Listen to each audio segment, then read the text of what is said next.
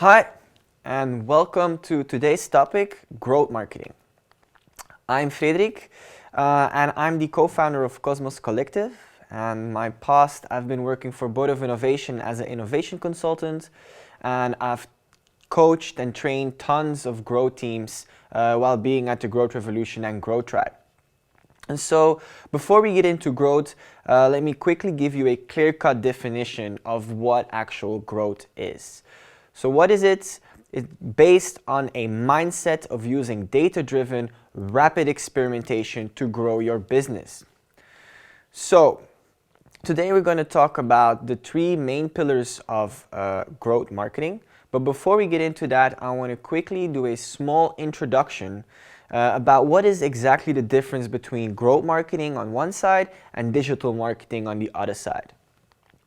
And if we look at our full funnel, what we see is that marketing teams, and especially digital marketing teams, they will be working on the first two stages of the funnel, which is awareness and acquisition. So this will be driving people to your page through social ads, through other campaigns, and then trying to acquire them. So awareness and acquisition. Growth teams, they will focus on the full funnel. This means not just on awareness and acquisition, but also on activation, on onboarding in apps, onboarding on websites, trying to look at the checkout flow. That's when we're talking about revenue, but also looking into how can we create a service that has artificial hooks so that people would be coming back. So also on the lower part of the funnel. And that's why as a growth hacker, growth marketer, you need a little bit of that technical knowledge, right? You need to be able to read Python, to play around with HTML, CSS. You need to be able to know all the marketing automation tools. You need to have a little bit of that technical skill. So you can also talk to data people, you can talk to product people, because in the end, when you're doing growth marketing, what you're actually seeing is that you will erase the line between the two silos that are marketing and product, and you actually make them merge. You're doing both. So as promised, let's dive into the growth fundamentals. And there's three main pillars here. The first pillar is the pirate funnel. As a growth marketer, you'll have a full funnel focus.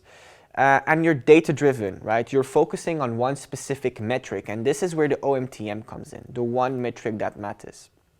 And lastly, growth marketing is all about running experimentation, running experiments, and running them fast, right? And that's where rapid experimentation comes in. This is what drives growth. So let's start with, growth pillar number one, the pirate funnel. So this is the pirate funnel. It has 6 stages. And it describes a full funnel journey of your customer. So in the awareness stage, what you're actually trying to do is you're trying to trigger visitors to come to your website. And once they're on their website, you need to acquire them. You're going to do this through a sign-up form. Maybe you have an explainer video. Maybe you define that as visiting X amount of pages. In any case, it's about showing them that core value of your product so that actually you can persuade people to sign up. Once you've done that, you need to activate your customers. You need to show them that great first user experience. And in the growth scene, we also call this the wow moment or the aha moment. So once customers experience this, they want to come back. And that's why activation is super linked with retention. And that brings me to the next stage, which is retention. And retention is making sure by building hooks into your product that people come back on a yearly, monthly, weekly, daily basis. And once you have that retention all figured out, it's time to focus on referrals, right? You want people to spread the word for you, to do the marketing for you. And again, here we can do that in an organic manner, but we can also do that in an artificial way by setting up referral campaigns, by asking people to give reviews, to share links. And the last stage is revenue, right? We're still a business, so we still need to make money. So in revenue, you're going to be looking at your business model. Could be that you're going to run experiments to optimize your checkout flow. And this is about what pricing, what business models can we actually test to improve this stage. Fun fact, Why is this called a pirate funnel? Actually, very simple. If you take the first letters of each stage, you'll get the most famous word in pirate history, which is R, and that's why it's called the pirate funnel. Second pillar of growth is the one metric that matters, metrics in general. And one metric that matters is important because it provides you that focus. You want the whole company to be aligned on that one metric you need to improve. And this is actually a concept that comes from the Growth Bible, which is the book Lean Analytics. Definitely pick it up and read it if you want to learn more about data and about metrics in general. And this concept actually says that at any given time, there is one metric that you should care about, one metric that you should focus on and run experiments on so you can improve that one metric. And what is super crucial that when you define your one metric that matters is that you take out the vanity from this metric. And that's where this vanity check comes in. And the vanity check consists out of 5 factors. The first one is it needs to be a rate or ratio. So you don't want to just be counting numbers, you actually want to look at percentages. And with that comes that your metric needs to be comparative. You need to have a context, a baseline to your metric. You can do this by looking at your historical data, or you can do this by looking up industry benchmarks online. There's a ton of reports out there, it's just you need to find them. The third factor here is it needs to be easy to understand. You don't want to be explaining your metrics and explaining your data. What you want to be doing is actually talking about your results. So make sure that you pick a metric that is easy to understand for everybody. Fourth factor here is it needs to be a leading indicator to success. And the last one, which is the most important one, your metric needs to change behavior. If you're improving a metric and in the end it doesn't change the behavior of you or your customer, you are wasting your time. So what does that look like applying a vanity check to your metrics? Well, let's say you are tracking page views. That is a vanity metric. So how can we translate that to an actionable metric? Well, we're going to look at time on site instead. We're not going to look at social media followers. We're actually going to look at the comments, the share, your engagement rate. That's way more important. We're not just going to count our email subscribers. We're going to look at what is our email conversion rate. And this is how we turn a vanity metric into an actionable metric. The third pillar of growth is rapid experimentation, and therefore we are using the growth process. Right? And the growth process consists out of 5 stages. It's an acronym, and the G stands for gathering ideas.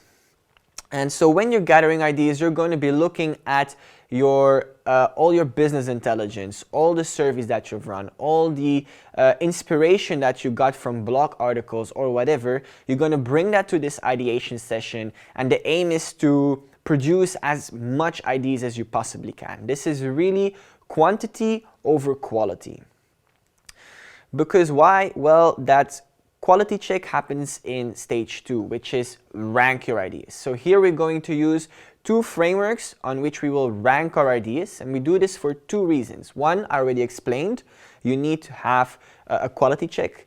But 2, you want the best ideas to rise to the top and not just the ideas of the loudest person in the room, right? You want the best ideas. Quick anecdote here. Amazon Prime was actually an idea of an intern, not from any executive at Amazon. It was an intern that brought up this idea. And through ranking and prioritizing this could come to the forefront. Otherwise, Amazon Prime would not be existing today. The third step is outlining your experiments. This is a very important step as well, because here we're looking at what will make or break our experiment. What are success metrics? What are fail metrics? How long will we run this experiment? What experiment are we actually running? Are we running A/B tests? Are we running a smoke test? What are we doing?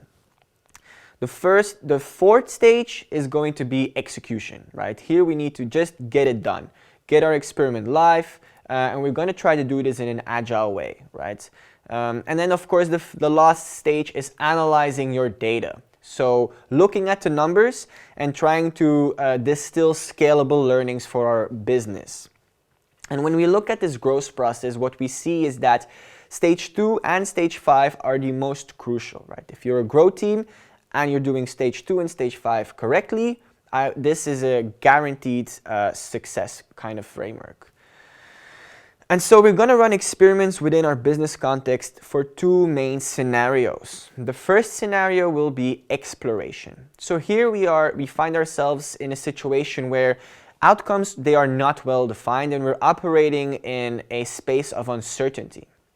And so we're going to run experiments to discover new challenge, to test new challenge, to test new customer needs, to check maybe new features, maybe new onboarding flows, maybe new products.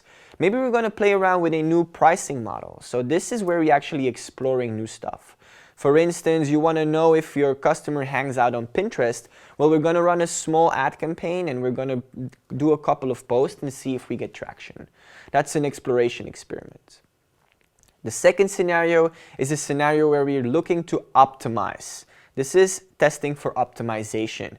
And so here we're looking at a situation where our goals and outcomes are known, right?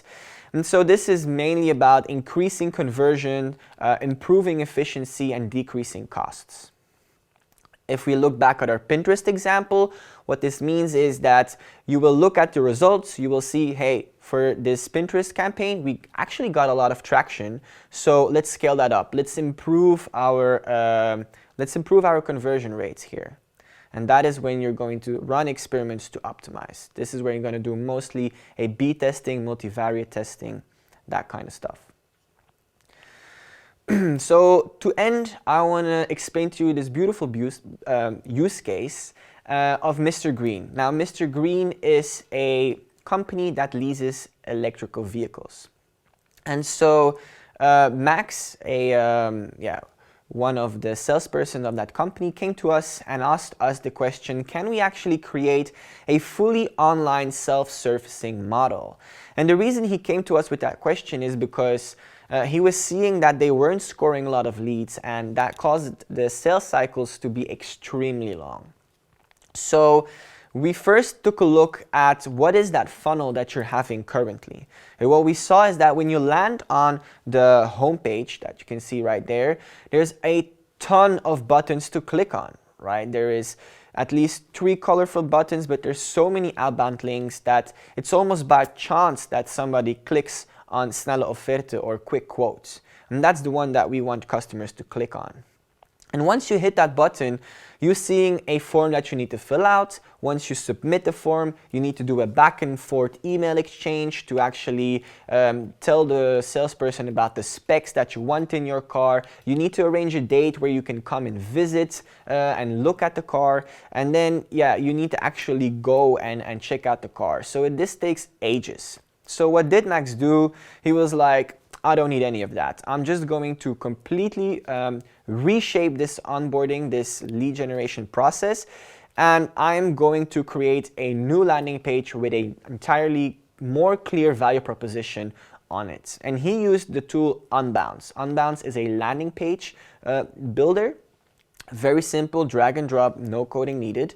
And so he created a new landing page in Unbounce. In Typeform, which is an advanced survey tool, he created the onboarding flow. So just a list where you can pick exactly how you want your card to look like. Through MailChimp, which is an email automation tool, he connected the two. So you would submit a form on the Unbounce page and automatically you would get the Typeform in your email inbox. And to drive traffic to that page, he set up a small Facebook ad campaign. So what were the results? Well, this is the landing page, as you can see right here. A very clear, just one sentence, a form with a red button, super simple, everybody knows where to click.